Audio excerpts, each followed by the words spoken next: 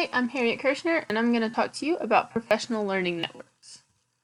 So you're going to learn about what a professional learning network is, and then if this were like in a classroom setting or professional development or a faculty meeting, I would also have the group or the class, whatever, break into groups and create their own personal learning networks, even if they were already part of one, and make new connections in the environment that they are involved in. And I'll talk more about that later on in the presentation when it actually comes up as its own slide. And we'll talk more about how I would have them do that, what all they would need to include, and what they would be making it on. So first of all, what is a professional learning network? It's a term used to describe a network of people and resources that support ongoing learning. So that pretty much just means that it is constant connection with other people. As the PowerPoint says, it does not only exist in education. Every profession is going to have them. And a lot of people and researchers that look into this kind of stuff say that it is actually better to be in professional learning networks that have people outside of your profession. So we're educators. We might think about being in professional learning networks that have engineers or business people, because they're going to be able to share insight on things that we might not be thinking about. And we can get their point of view on issues that we're having, and we might be able to help them in ways that they might not know how to fix themselves. Especially with like engineers and business people and artists and all of those, they can help you really integrate all kinds of new technology and all kinds of new ways of teaching into your classroom and be able to support different kinds of learners in a way that on your own or with just educators you might not think about.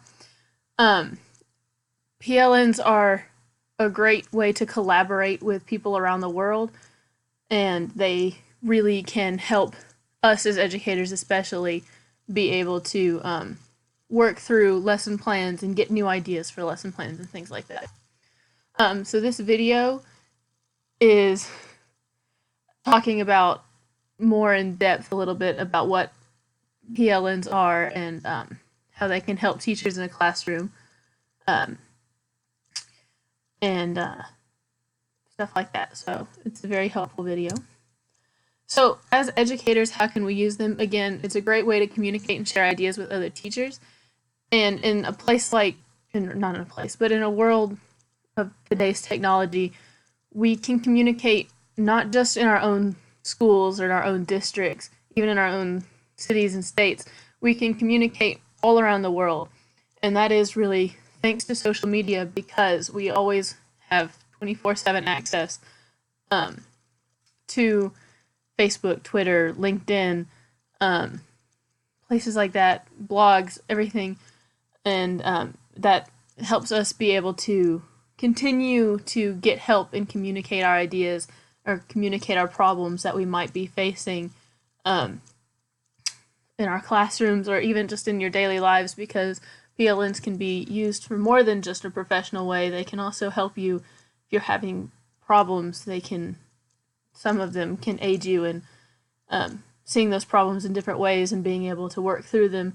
And like if you have a problem child in your classroom, then that can be something that they can help you work on and be able to solve as well. A big thing with personal learning networks is get on social media. I know some people hate social media, but using like Facebook to set up a group or Twitter to set up a hashtag in a group. I know that personally with my job this summer, I've been working with a lot of teachers, and I am in a very large now professional learning network as I learned as I was researching this topic on Facebook. And the common interest there was the professional development in which I was teaching, and I am able now to get help or offer help to those teachers, and we're able to work together and continue to communicate and be able to share ideas and how to use what they learn, not only in the professional development, but with some of the technology that they found after working with this professional development. And it's super awesome. And like Google Docs, I use that every day. That's how we share information with our teachers.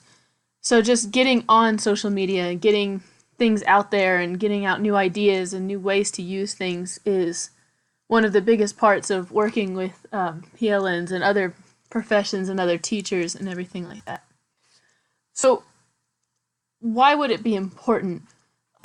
This is a question that I definitely asked myself a couple of times while working on this project, and they are quite important.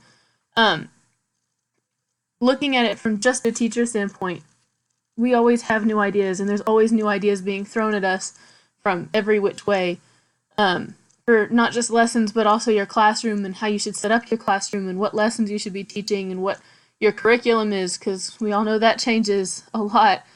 So with a PLN, you are able to share those ideas and get feedback, and you are able to receive those ideas and give feedback and share your own opinions and get other people's opinions on how you might be able to make a lesson plan better and connect with more students.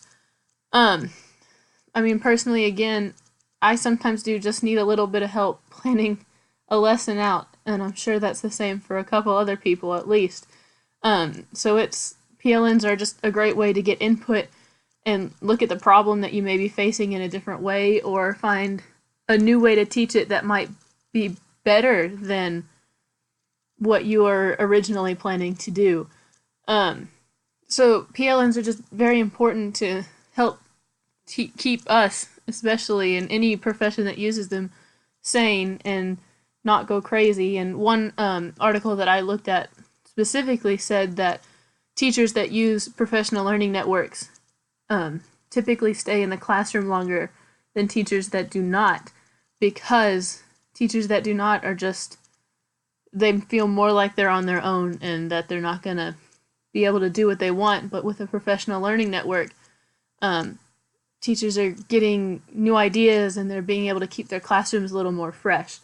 So that's why it would be important to, for us especially, as well as some other groups, to have a professional learning network, is to just help us remain calm and get through the day.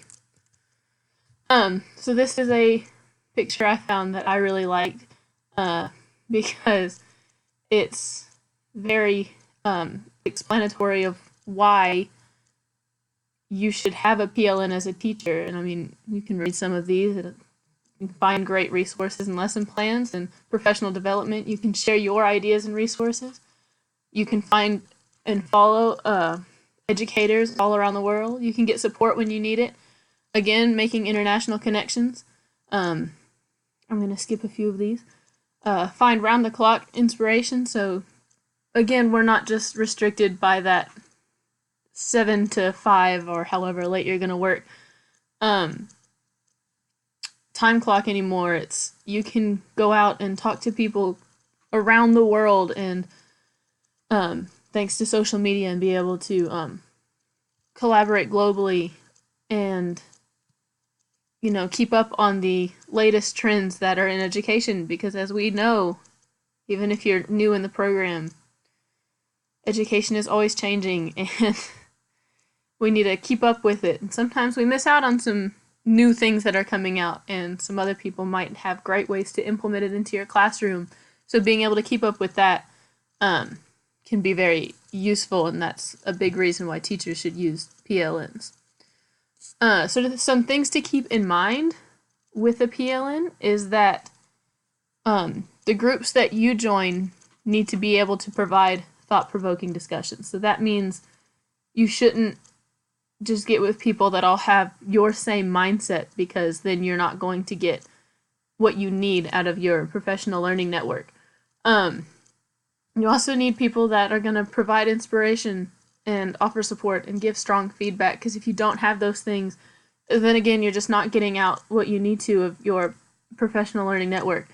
And you, again, don't want to join a group where everyone has the same opinion, because it's not going to be helpful to you. You need different opinions and backgrounds to get the best out of your PLN. And also a big thing with these are, you are in control. No one can tell you what to do. That sounds like a double-edged sword. kind of, because it is. The only thing that people in professional learning networks can tell you what to do is to just be respectful and don't be rude to the others in the group. Other than that, you're completely in control of sharing your ideas, how much you participate in the group. And you get to decide how this works for you. It could just be you offering support, it could be you coming and needing support, or it could be a little bit of both, because everyone needs support sometimes. So this video is explaining a little bit about what a PLN is, because everything you look up with a PLN explains what it is first. So it really grinds that into your brain. And it also explains some good ways to build your PLN and how to do that and how to go about it, which is very helpful because you don't want to be stuck not knowing what to do, because then it won't be good for you and you won't know how to go about making it yourself. And that's a stressor that you don't want to involve yourself in. You just want it to be an easy process. And they are, again, pretty easy because you can kind of just research them and then join it and go from there. But this video is quite helpful in learning how to build and create that PLN. So when I was researching this, a lot of what came up as well was a PLC. So a PLC is very different from a PLN. It is a professional learning community. So the biggest difference is these are usually set up by a school district or a school, instead of you are setting them up on your own, finding them on your own, etc. And PLCs are used to help certain students and solve problems within the school that you're working in. PLCs are much more formal than PLNs, and they don't give the same freedom and resources as PLNs.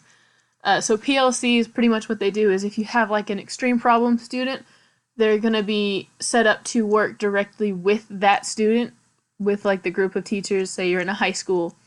So the group of teachers that student works with, it's going to be those teachers are that PLC with the principal and maybe a counselor. And they are setting up steps and solutions to the problems that they're having. And they're very restrictive of what you can do and what you can say. Again, a PLN, you are in control of it. It's yours, your resources, your ideas, and things like that. So don't get those two confused. Personal learning community, or professional learning community, and professional learning network.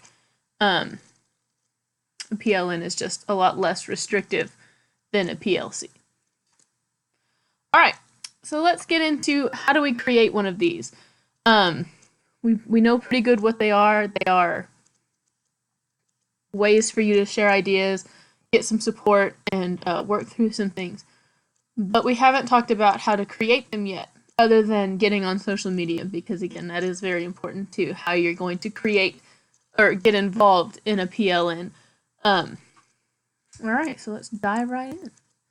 All right, so the first thing is you're going to want to find people with common interests. I mentioned that previously when I said that I am in a professional learning network based off of the work that I've been doing this summer.